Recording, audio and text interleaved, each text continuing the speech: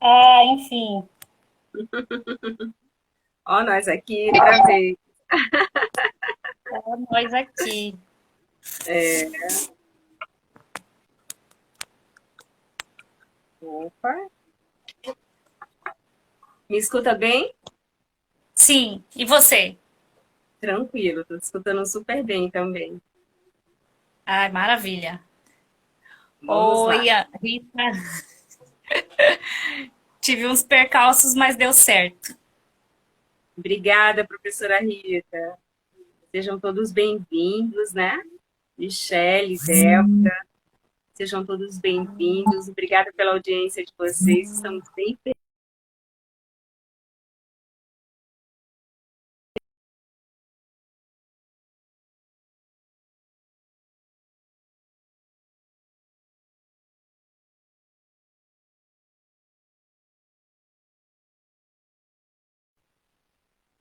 Olá. Eu estou te escutando bem. Como que faz pro telefone da gente não tocar nessa hora? Não tem jeito. Você pode colocar ele no. Ah, sinceramente, eu não sei. Eu peço Porque se eu reconhecimento. colocar avião, ele vai perder a internet. Perde a internet, exatamente. E se você colocar Vamos não perturbe, seguir. então, talvez seja uma alternativa, colocar ele no não perturbe, Ah, sim, vou tentar aqui como que é. né? Porque não perturbe significa que ele não vai tocar. Certo.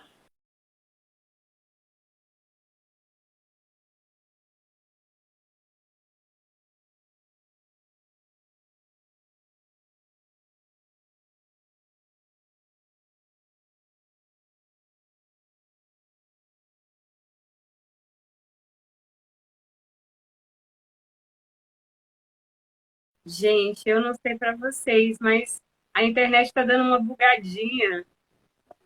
A gente Não, perde foi a eu, conexão. porque quando eu fui clicar em ele pausa. Ah, então tá ótimo. É isso mesmo. Colocou no sistema não perturbe, né? Tá com a Mara. Isso. Ótimo. Então a gente vai começar te apresentando, né, oficialmente. A nossa live vai falar, olha só o título da nossa live, o filhinho aí da professora Aline Pape. E se o vento, como é que é a história, Aline? E se o E se o vento vento levou o levou, pranchou? Whats pranchou. Esse aqui é Exato. especial, Aline. Essa obra é especial, é aquela que você É do autografou. meu doutorado. Ah, Sim. tá, que legal. Está fazendo parte aqui da minha biblioteca, que está nessa bagunça aqui, em virtude dos estudos recentes, né, do doutorado. Mas a Uhum. Aline Bentfac Nunes de Siqueira é a professora, é nossa amiga, é a nossa convidada especial de hoje, para quem não conhece. E como eu falei para vocês, a live tem o título, então, do livro dela.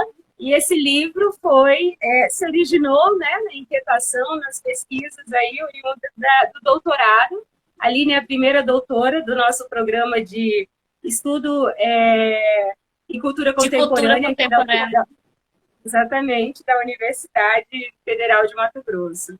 E aí a gente já começa com esse título bem provocativo, né? E como a gente falou da última vez, explica aí pra gente qual foi a máxima inspiração. Eu já escutei umas 4 vezes, mas sempre os meus ouvidos ficam postos e confidencio a você que eu estou pensando bem em mudar o rumo aí das minhas pesquisas em virtude da inspiração da leitura do seu livro.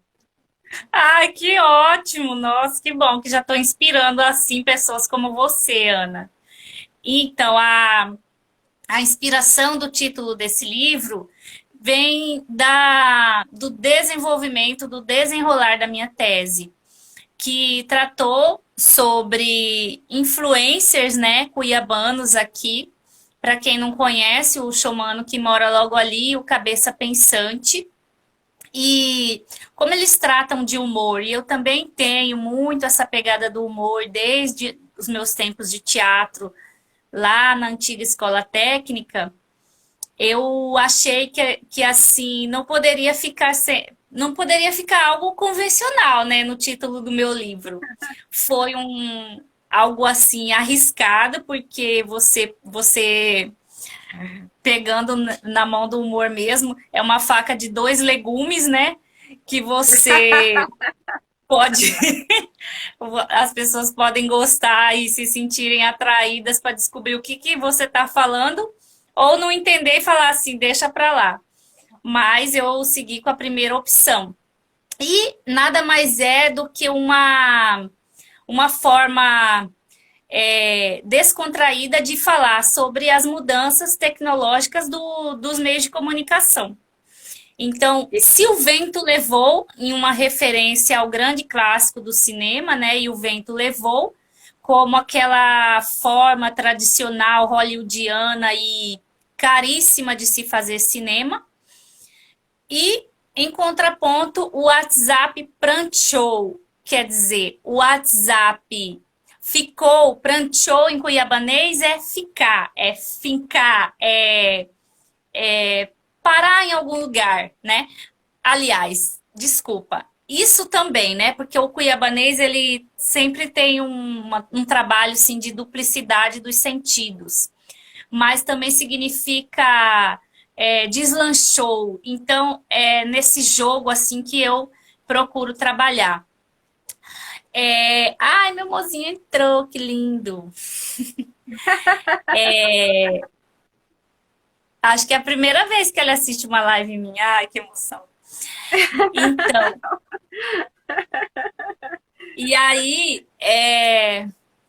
no sentido de deslanchar também de como a comunicação pode não, né? Tomou esses novos rumos, deslanchou para um processo de que aí eu já entendo como de decolonialidade, né? Que a gente trata no Sim, programa do ECO, para sim. um processo também de democratização, porque quem fazia cinema lá nos tempos de O Vento Levou, década de 50, 60, até os anos 90, né? Até o início dos anos 2000. As pessoas com muito dinheiro, muito recurso, pelo menos esse grande cinema, esse cinema comercial. E quem pode fazer ou trabalhar ou estar no WhatsApp? Todo mundo, não é? Quem não está? Você mesmo sabe como que a gente deu um curso para indígenas em aldeias remotas, né? Para exercer. Para jovens em um centro de ressocialização, onde nem celular não pega e nós demos curso lá. Online. Então, online, né? Isso que eu quero dizer, através desse aparelho que nós estamos aqui conectadas, o smartphone, é possível a gente se comunicar. Qualquer pessoa. Hoje mesmo eu assisti uma live da professora Isaf Karim, né? Que é até colega aqui de orientação, foi orientanda também da professora Lucelena, mas ela fez doutorado na USP e trabalha com essa questão de influencers. Na verdade, hoje ela já chama de creators, né? E aí estava pensando justamente sobre isso. Ela fala sobre como que hoje a comunicação está muito mais democrática, né? Então, a própria pessoa, como a gente também fala nos nossos cursos, né, Ana, do Sim. que a gente tem pensado, cada creator, né, nesse novo termo, é o próprio CEO, né, o CEO dele próprio, a empresa Exatamente. dele, né? Então é Exatamente. fantástico isso.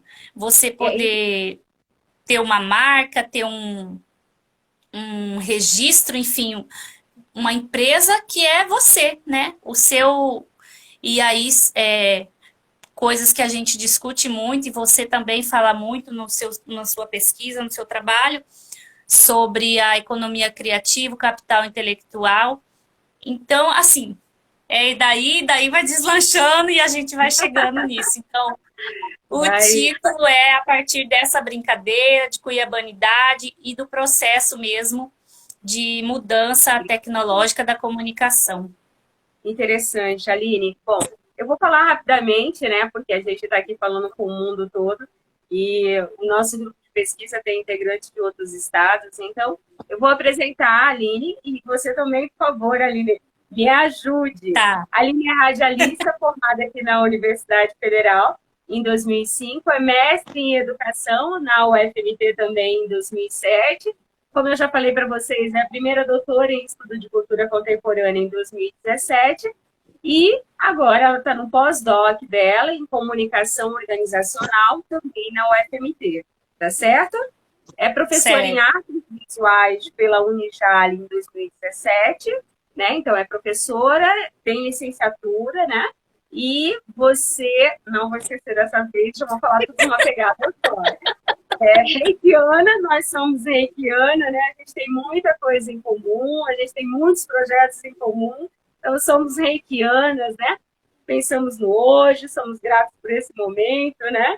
E emanamos a energia do universo para equalizar aí as coisas da gente e dos outros também. Eu Verdade. quero que você fale um pouco dessa parte holística sua, porque o ser, ele é um ser holístico, né? E aí tem o Tetra Healing, que você também é uma representante estudiosa dessa técnica de desenvolvimento humano, desenvolvimento pessoal, e começou a sua vida, né, do teatro lá na antiga escola técnica, com perdão do antiga, mas é que é uma referência, porque agora são os institutos federais. Como você falou, você é uma artista, é mãe, é estudiosa, é pesquisadora. E se faltou alguma coisa, por favor, me ajude. Meus alunos que falam, né? Ave Maria, como você dá conta? Não sei, foi um passinho de cada vez. Assim, Então, eu considero que a minha jornada, assim, é... Claro que ela começa desde quando você nasce, né? Mas claro. nesse caminho das artes, da comunicação, ela tem um upgrade, assim, ou melhor, um start, justamente nesse momento. Foi em 98 quando eu ingresso na Escola Técnica Federal, e aí o professor Gilberto, então, abre as turmas de teatro para a gente fazer. Naquele momento não era uma disciplina curricular, era uma oferta extracurricular, e era o pessoal do Ânimo, que já existia, né?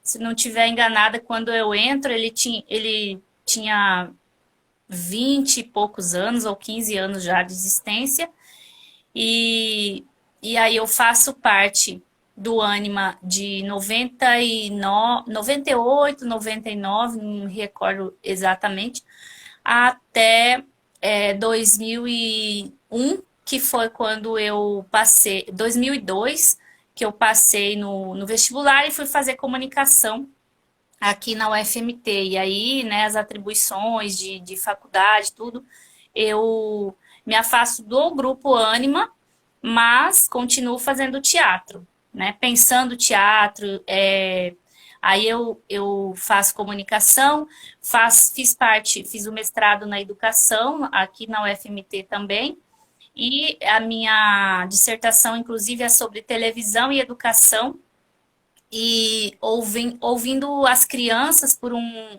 viés psicanalítico sobre o que elas acham, né, da televisão. Naquele momento era 2005, foi a minha pesquisa de mestrado, e eu usei também o teatro para fazer as oficinas com ela, ver o que elas pensavam. Depois eu vou para a Unemate, onde eu fui professora seletista em 2007. Volto para Cuiabá a convite da professora Iva Paz de Barros, né, para ser coordenadora de curso da Faculdade Afirmativo de Publicidade. Depois dei aula de fotografias no IVE, na Unirondon, e aí, enfim, em 2013 eu retorno para casa na UFMT, ainda como substituta, né? E dei aula no curso de radialismo, que foi onde eu me formei. Ali foi um ápice, assim, para mim, muito grande, poder retornar, poder lecionar no curso em que eu me formei. Isso me inspirou tanto que eu decidi fazer meu projeto de doutorado Na primeira turma, que era a primeira seleção de doutorado do ECO, tive a honra e o prazer de ser selecionada e depois, então, fui a primeira também a defender. E, e aí, defendi em 2017 o doutorado com esse daí que você mostrou, né, o livro, foi a minha tese. Isso. E, e aí, em 2018, o professor Iuji, então coordenador do ECO naquele momento, é, me convida, né, a integrar novamente o time do ECO com a bolsa CAPES PNPD, né, que é uma bolsa para recém-doutores de apoio à docência. E aí foi um prazer para mim, né? Integrei inclusive a parte administrativa do ECO com esse projeto de comunicação organizacional. Então, assim, eu tenho orgulho em dizer que eu fui aluna do ECO, professora e técnica. Então, ninguém tem essas três coisas no currículo. Primeira doutora do ECO, aluna do É. ECO, e agora professora com uma disciplina que tem para mais de 40 alunos, pessoal. Eu estou feliz demais com essa disciplina. Meu Deus, estou em êxtase. Cada aula para mim ai, nossa senhora, parece Eu fico aqui me uma chuva segurando de porque eu bênção. sou meio tiete, sabe, gente? Eu estou na aula, a gente tem projetos juntos, a Aline é presidente do instituto, eu estou com ela como vice-presidente, então eu fico me segurando um pouquinho para não exalar excesso de Aham. tietagem. Mas, Aline, eu quero falar com você uma coisa que eu acho interessante, né? Essa veia da interatividade atrelada ao Sim, humor e à tecnologia. Eu acho que é bem assim do seu livro, né? Que inclusive aqui você diz assim, ó, em um estudo sobre a interatividade e humor no aplicativo WhatsApp, o qual tem feito grande sucesso entre pessoas de variadas faixas etárias. A Aline mistura a sua cuiabania, suas raízes cuiabanas, à linguagem e ao mundo dos memes, né? É muito interessante essa mistura, né? O mundo dos memes, mas por trás disso tem um estudo científico da tecnologia. Junto com isso, você trouxe os memes, mas foi bem intencional, porque foram os memes de filmes. Você é uma crítica de cinema, a sim, primeira crítica de cinema também é de Mato Grosso, não é isso, Aline? Como é que é essa relação sua com o sim. cinema? Ai, então, a minha relação com o cinema, bom, eu sempre gostei muito do cinema, até estava comentando esses dias com Diego Baraldi, né, querido, que como que papai contava tanto sobre os cinemas de Cuiabá que ele frequentava, né? Cine Tropical, Cine Bandeirantes, o próprio Cine Teatro. E aí, assim, sobre os filmes, Ben-Hur, meu pai, Ave Maria, era apaixonado por Ben-Hur. Então, o cinema mainstream mesmo, né? A gente cresceu ouvindo isso, e aí, quando a gente vai para a faculdade, aí toda a crítica que se tem ao cinema mainstream, e você aprende que existem outras possibilidades. Então, minha relação com o cinema, ela vem desde a infância. Eu sempre gostei de cinema. Eu não consigo esquecer. A primeira vez que eu fui ao cinema e o primeiro filme que eu assisti foi O Rei Leão em 94. Mas antes disso, não esqueça a nossa tentativa frustrada, minha e das minhas irmãs, que meu pai ia levar a gente para assistir Lua de Cristal, da A Xuxa, Xuxa. e o carro estragou, alguma coisa assim, ou a fila estava muito grande. Aí meu pai, eu não vou ficar. Ai, que frustração, que E o Aí Rei Leão depois, é um dos filmes que você faz a relação, que você faz a nada é análise por crítica. acaso, Nada por justamente, acaso. não é por acaso. E aí, então vem desde esse tempo. Mas no aprofundar da tese, do estudo do doutorado, eu tive que fazer a análise dos filmes, justamente. E aí são cinco filmes, cinco cenas clássicas que eu escolhi. A primeira, justamente, o primeiro filme que eu assisti, que é uma sátira sobre o Rei Leão. A segunda é sobre Frozen, porque aí nesse tempo meu filho era pequeno e amava Frozen, era 200 vezes por dia, né? Let It Go na cabeça. E é uma releitura da música Frozen, que é em cuiabanês, é o Cuiabozen. Aí vem outra cena do Frozen que era sobre você quer brincar na neve, ele fala você quer andar na febre, sobre o VLT. A quarta é a cena da dança de Pulp Fiction. E por último, é uma cena que não é do cinema, é do episódio do Chaves, mas que não podia faltar, que é 72 horas sem WhatsApp, com o seu Madruga de protagonista. Então, como eu falava sobre o WhatsApp, eu não podia deixar fora isso. E o Chaves é um clássico, né, da televisão É interessante, né? brasileira. Você faz essa ligação com uma pegada do humor que a pesquisa fica leve, né? A gente tem uma colega, Sim, a Sandra, professora mestre também da UFMT, a professora Sandra, e a Aline a presenteou com um livro em um evento nosso, da feia delas. E a nossa colega, ela é uma crítica literária, né? Intuitiva, sim, mas é. E aí ela fez, né, a análise do filme, a resenha, digamos assim, do livro da Aline. E é muito maravilhosa ela. interessante, maravilhosa. Sandra Até tô Jorge, vendo o Fábio aqui. Manda um beijo pra entrou Sandra.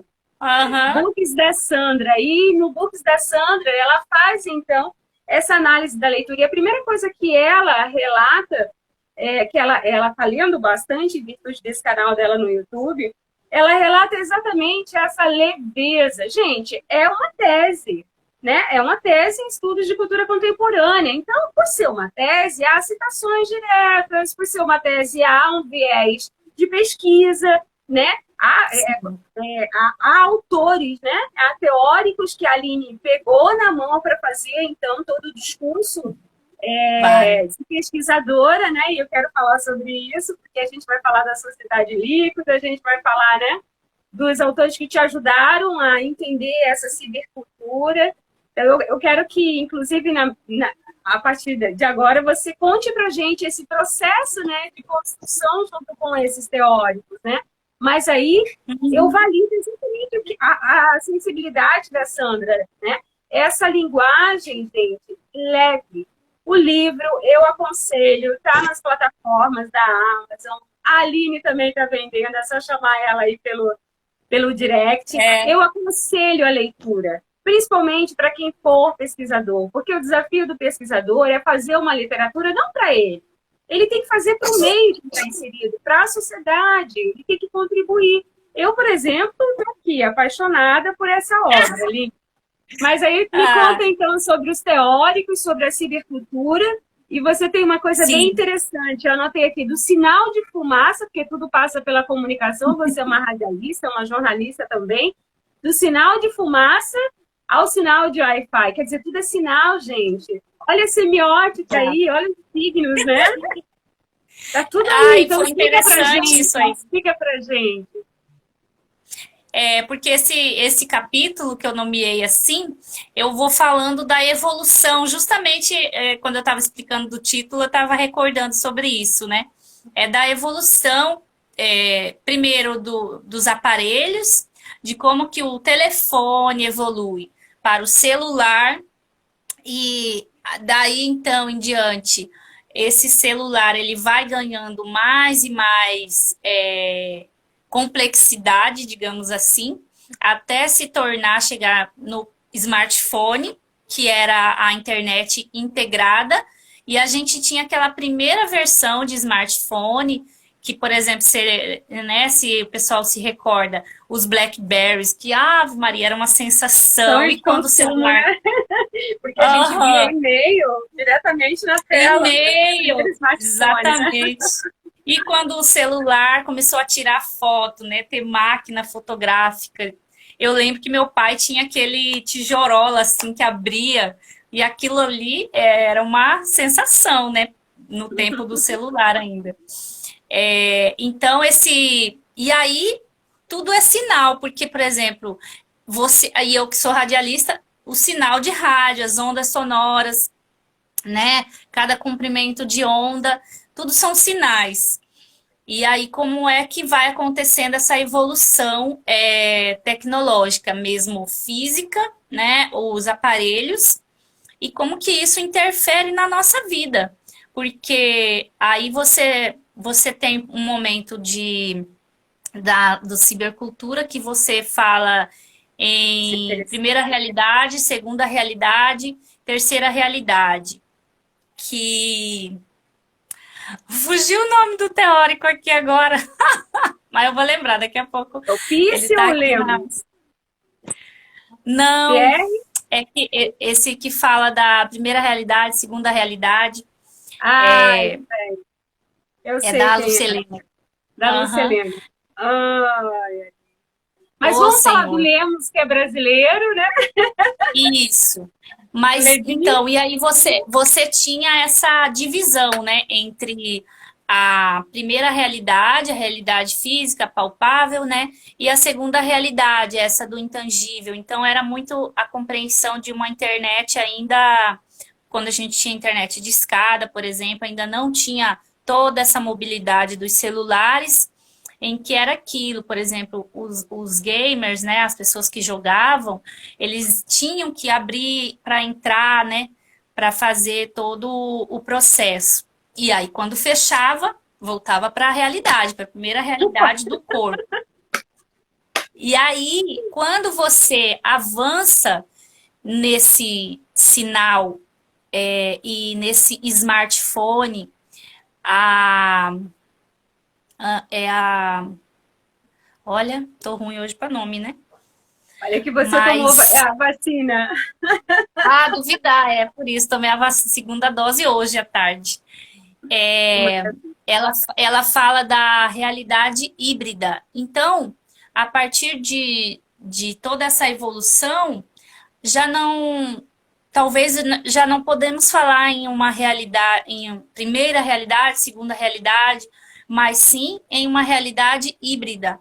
Por quê? Porque mesmo aquela pessoa, aquele idoso, ele não tem e-mail, ele não tem um WhatsApp, ele não sabe lidar, mas ele está nos bancos de dados, ele tem um cartão magnético, ele vai. Então, o André Lemos também fala, né, de que sobre a inteligência das coisas, né, internet das coisas. Então, você, mesmo que não sua casa não seja tecnológica, mas você já está imerso nela. Queira você ou não, mesmo que você seja um outsider, né? Aquela pessoa, eu não quero saber de Instagram, não quero saber de internet.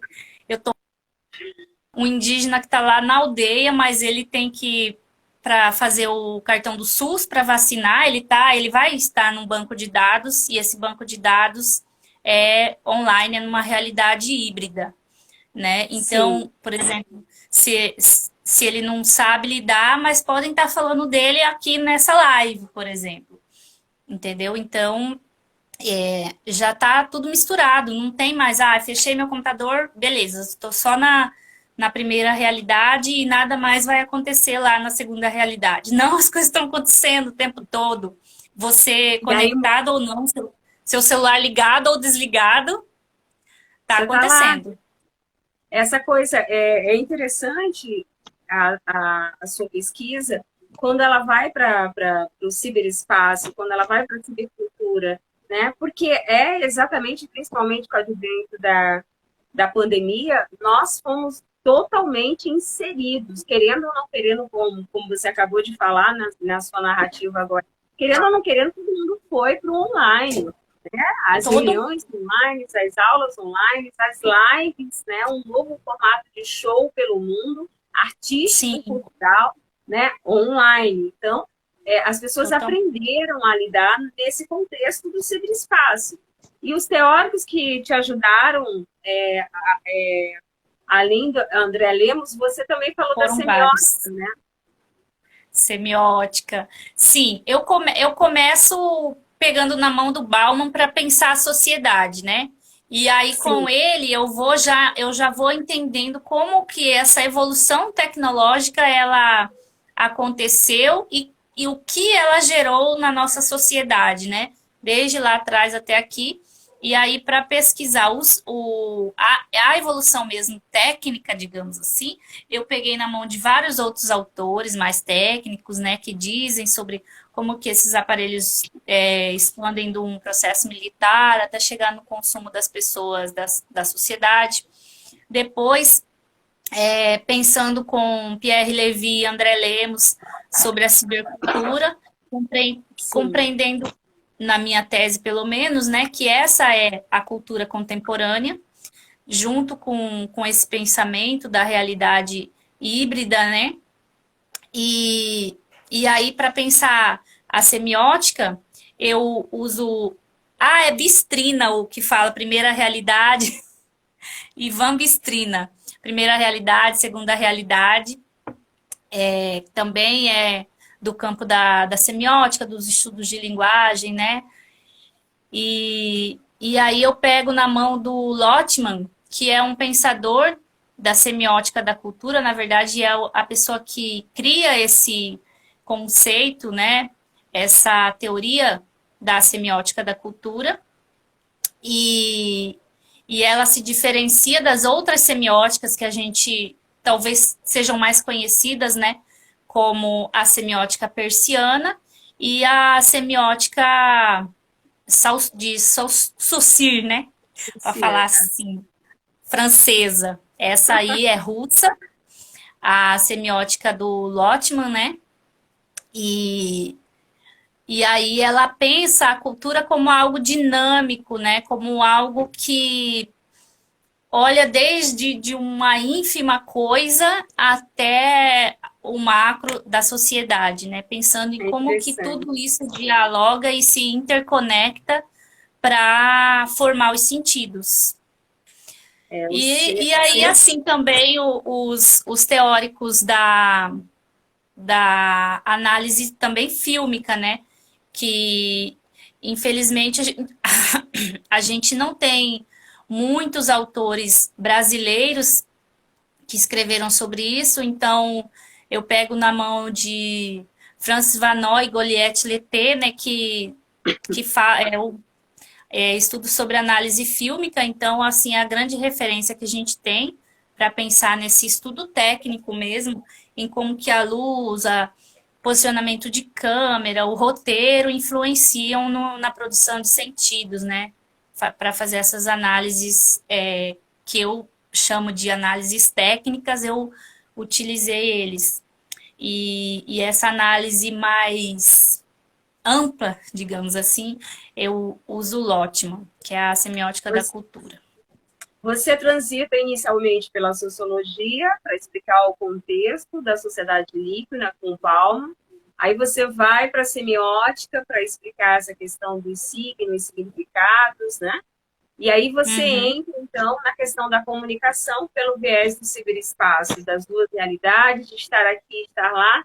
E eu gosto quando você faz a narrativa do rompimento do tempo e do espaço, porque você coloca no seu livro, na sua obra, uma questão das transformações socioculturais e você faz a narrativa de forma bem transparente dessa questão de que o ciberespaço é o rompimento do tempo e espaço. Eu já vi essa gente aqui, por meio de um aplicativo, você em sua casa, eu em meu espaço, e nós conectados com todos os outros colegas que estão aí nos assistindo.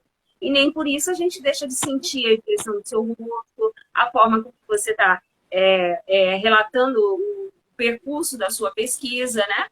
E é Sim. isso mesmo, você faz essa construção e chega nesse momento. E aí, então, você vai para análise fílmica, para análise do humor, né? E Ah, eu estava aqui, não falei do humor, pois é, estava esperando. Porque aí me ajudam muito para pensar nessa questão do humor. É o Henri Bergson, né? Que é o Bergson, eu aportuguesando, né? Mas Henri Bergson, que é sobre o riso, que é um tratado em que ele vai falar sobre o humor, mas principalmente o que provoca o riso, né? Em cada situação, em cada. E ele também é um filósofo, né?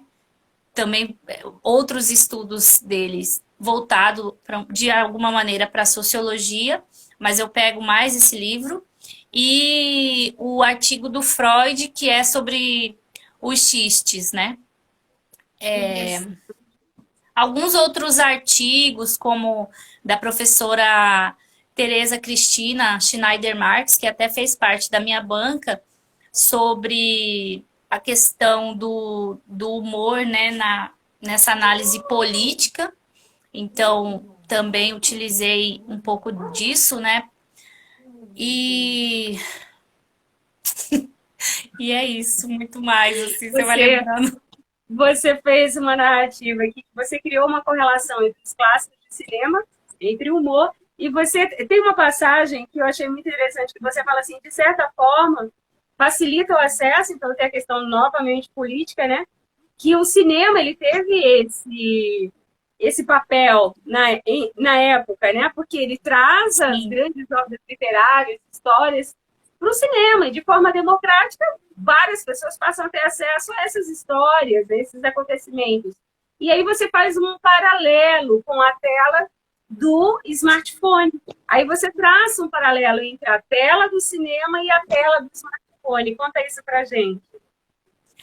pois é, porque aí a gente vai vendo nesse processo de estudo, né, que sempre existiram telas nesse intermédio das relações. Até isso na minha defesa, na minha qualificação, gerou um questionamento aí, mas foi muito interessante, né? Porque assim, o André Lemos ele fala que se a gente não fosse mediado sempre por algo, né, por algum tipo de tecnologia, talvez a gente não estivesse onde a gente está, né? Então, de alguma maneira, a tecnologia, ela nos fez ser quem nós somos, né? E ele pega mesmo desde os primórdios, por exemplo, seja a pedra que riscou lá nas cavernas, É uma tecnologia. isso era um instrumento, era uma tecnologia que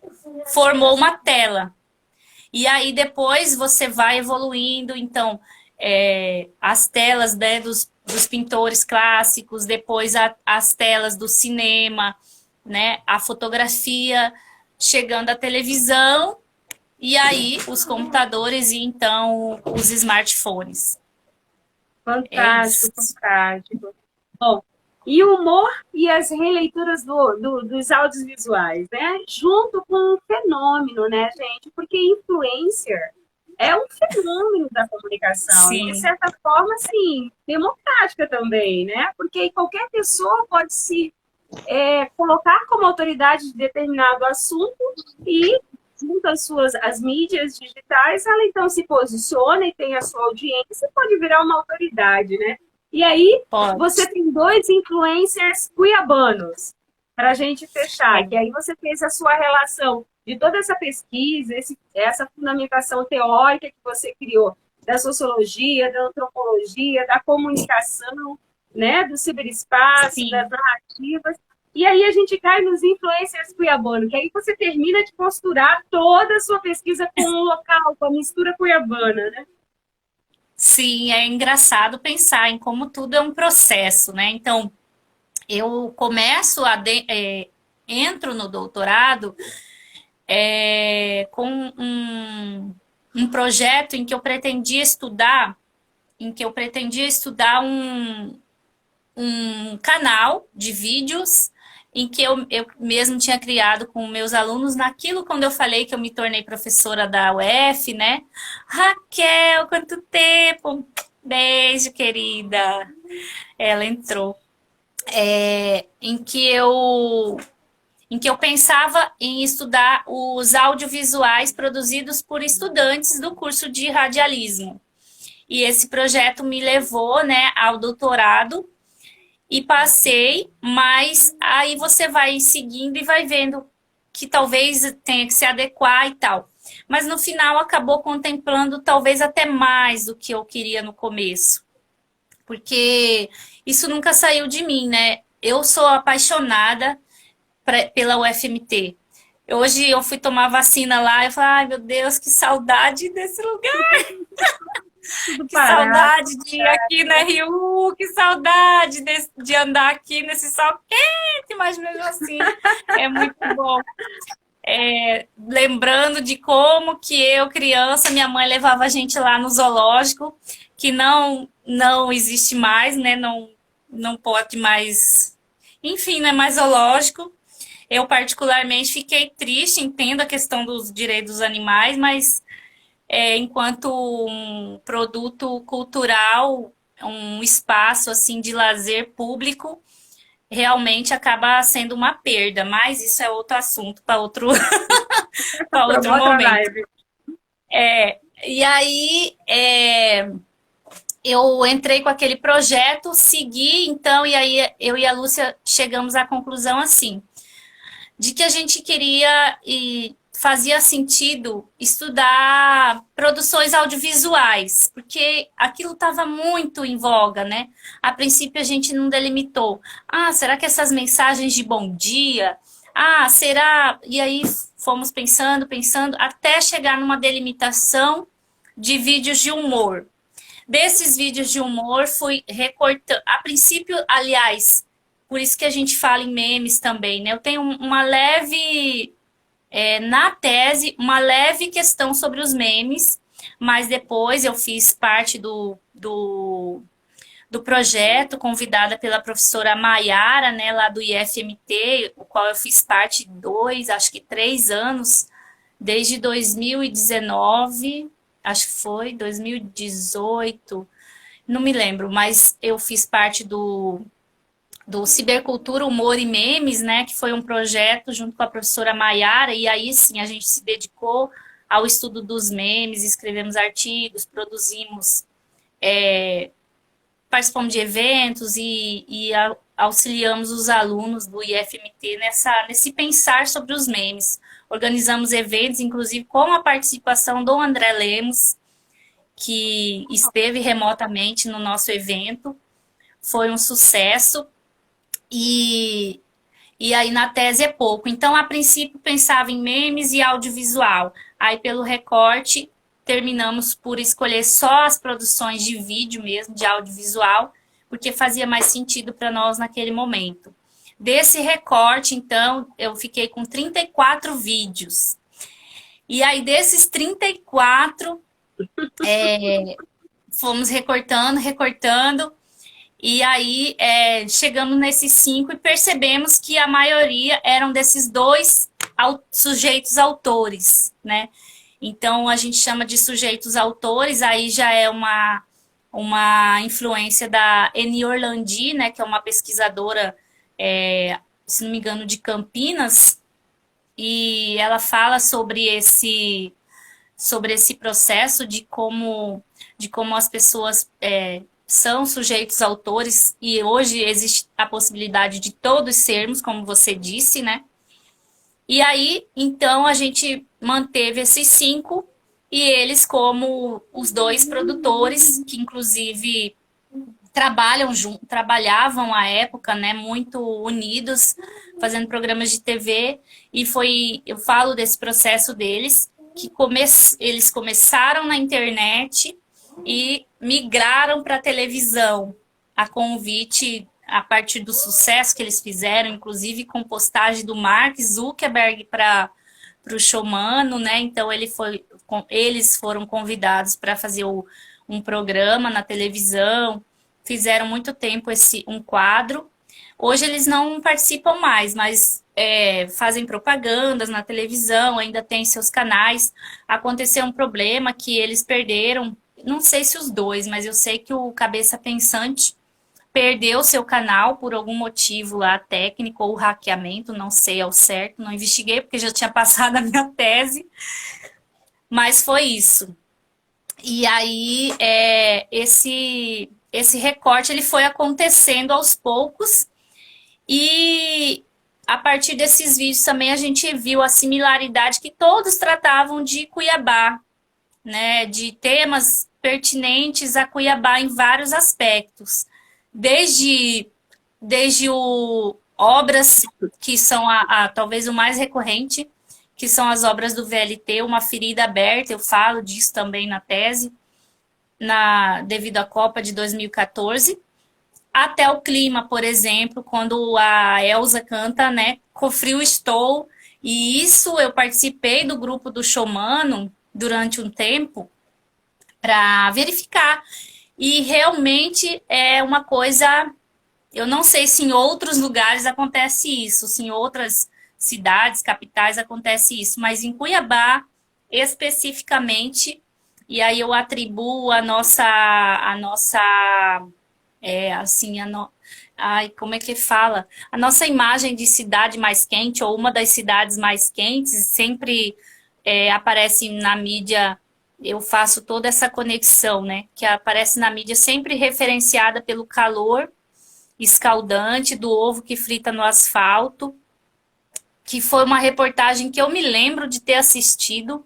Se eu não me engano, foi a Eunice Ramos que fez essa matéria, mas não consegui encontrar essa matéria, não consegui encontrar referências dela, eu só conto assim, relato, mas até o filme recente da Juliana Capilé, nossa colega aí do Eco, né, que é O Menino e o Ovo, existe essa referência, né, do ovo frito no asfalto, que na verdade é o que move o filme todo, que é essa questão que a menina queria fazer a experiência de fritar o ovo no asfalto, mas aí depois vocês têm que assistir o filme para saber o final, que eu não vou Ou contar. ler Podem a ler sua minha crítica. crítica, podem ler É minha isso crítica aí. também. Verdade. Eu, E, eu, eu, mas eu assim, quero. o clima move muito. Quando fala vai chover como ontem, pipoca, assim, vai esfriar, meu Deus, parece que o mundo vai acabar. Mais do que se falar, assim, que caiu um avião aqui, sabe? Interessante, hein? Para o pessoal da geografia, para o pessoal. Uma pesquisa interessante.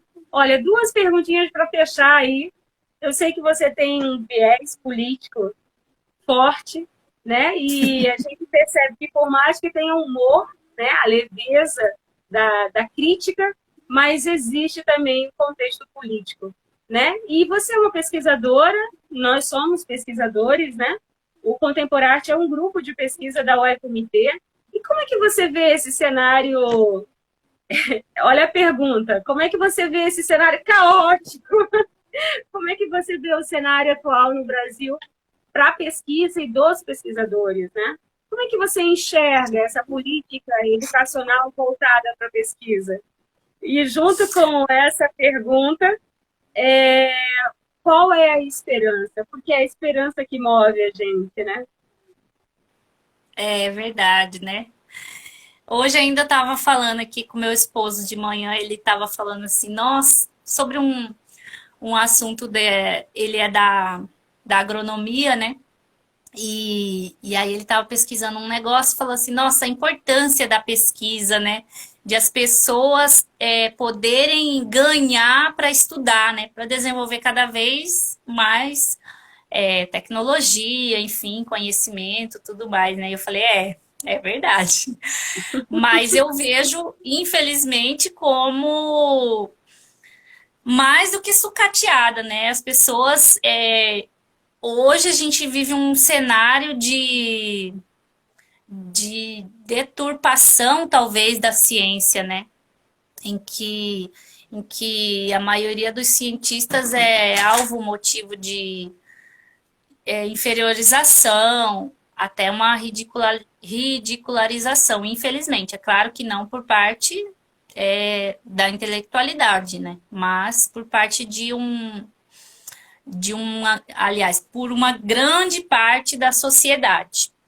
Mas eu, como uma otimista que sou, seguidora de Pierre Levy no seu otimismo e outros autores que concordam dessa perspectiva, né? Paulo Freire, Augusto Boal, eu acho que sempre há esperança. Então, eu vejo que é um momento assim, e aí já unindo com esse meu lado holístico e terapêutico, de que uma necessidade mesmo, talvez, humanística, enfim, de as pessoas verem que o quão, o quão sombrio pode ser, né? Pode ser algo, pode o quanto sombrio um quadro pode ser, mas e como ele pode ser revertido. Então, essa doença mesmo, né, que você, graças a Deus, enfrentou e venceu.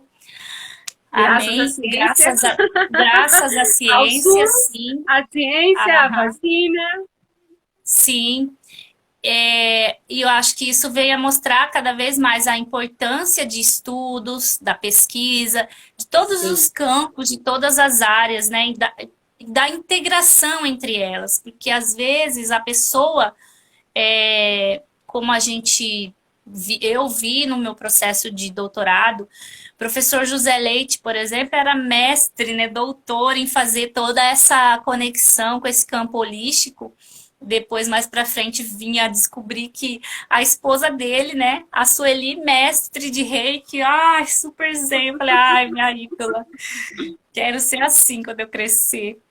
E de mãos dadas com a ciência, eu sim, pretendo no futuro ainda desenvolver projetos que envolvam isso, que envolvam alguns chamam de metafísica, ou esse outro campo assim ainda que no Theta Healing eu tenho estudado bastante, né?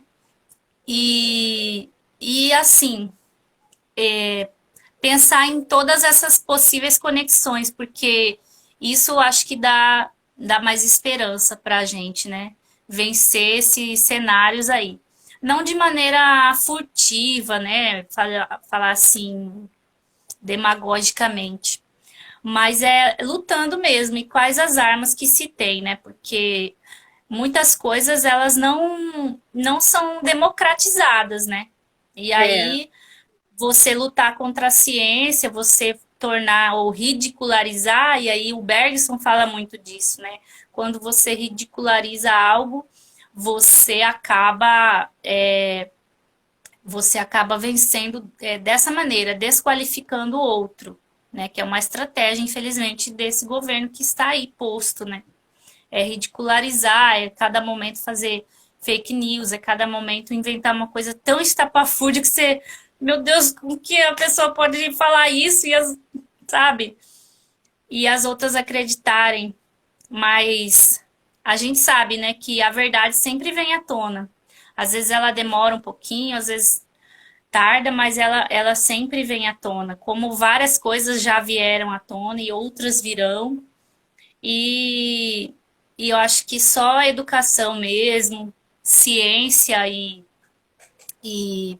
positividade também podem cultura, enquanto- nos a ajudar cultura e a a superar. esperança, junto com a Ah, divindade que sim. cada um tem e Um ponto que eu acredita, ia né? falar é isso, né? Que às vezes as pessoas, e até muitas da academia mesmo, da ciência hard, assim, né? Elas, até essas pessoas, elas podem ficar engessadas também nesse cientificismo muito hard. Então, eu vejo que aí, por exemplo, onde a cultura entra, né, o nosso programa, é não para você desqualificar os estudos científicos, mas para você mostrar que o outro lado também é importante, porque o que adianta uma ciência da saúde falar é importante usar máscara por isso, mostrar lá 90% de diminuição de chance, se culturalmente você fala, esse trem quente, esse trem horrível, esse trem é massa, esse trem aperta, é feio. Então, tudo faz parte da cultura, né? A cultura, ela é muito, às vezes, muito mais poderosa do que outras armas. E aí temos o humor, temos tantos recursos culturais que auxiliam, né, na tomada desse poder e na possibilidade do avanço de coisas que a gente quer, né? Por que Isso que me eles lembra atacam Freud, também primeiro a cultura, né? a primeira As cultura, artes. as artes, mas isso me lembra Freud, que inovou lá em 1800, final de 1800, pesquisando a subjetividade, né? Pesquisando o sentimento e a percepção humana, né? Dentro da Sim, medicina, né? Então, como exato. E aí, porque desqualificar? ele foi rechaçado, né? É doido, né? Doido, porque vai E estudar isso inovou, aí. né? E inovou. E isso era velado no campo da medicina, porque as pessoas sabiam que existia um outro tipo de doença além do físico, mas ninguém queria pesquisar. Por quê? Exatamente Uhum. por subjetividade, né? E aí, para a gente fechar, que agora tem que fechar de verdade, né? Você teve a sua linha de pesquisa em comunicação e mediações ou em poéticas? Foi Ou comunicação e não sei. mediações. A comunicação e mediação. Bom, então há Comunicação, esperança. Pesquisador no Brasil é um ato de resistência. sempre. Ser Tá mãe aí. ainda, pesquisadora mais ainda, Oh, porque tive que chamar minha vizinha aqui. Eu falei, ai, pelo amor de Deus, fica um eu pouquinho com a sei muito bebê. bem que é isso. Compartilho da mesma Aham. dor. Sei a luta que é. Mas olha, muito obrigada pela sua disponibilidade. Gratidão por esse momento. É muito inspirador e enriquecedor para mim e tenho certeza que para os colegas que estão aí.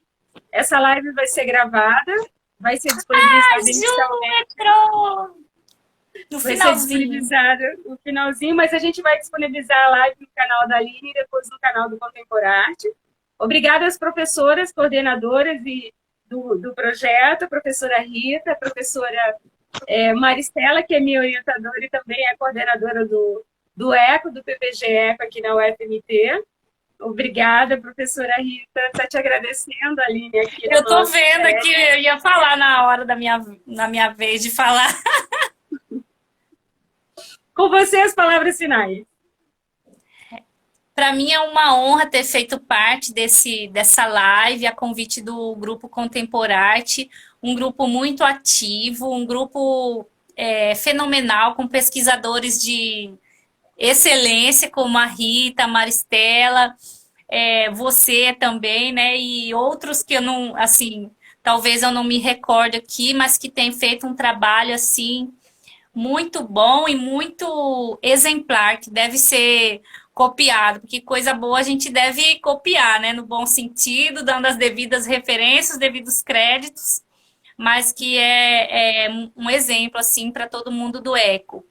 Eu vi também aqui um beijo para Sandra, que acabou de entrar ali, a gente faz referência a ela, Juscelina Ferreira, minha amiga querida, Rita também, muito querida, e dizer assim da minha imensa gratidão de poder falar um pouquinho de mim, da minha história, desse trajeto, e a você também, Ana, que tão companheira sempre, me entrevistando aqui e tentando isentar de todas as nossas conexões. Então, São muito gratidão, gratidão. gratidão, Uhum. muito obrigada. Fique com Deus. E é isso, gente. Ser pesquisador no Brasil é um ato de resistência. De resistência. Sejamos resistentes. Sejamos a resistência. Sejamos. Verdade. Obrigada, Aline. Um abraço a Um todos. beijo. Tchau, tchau. E agora?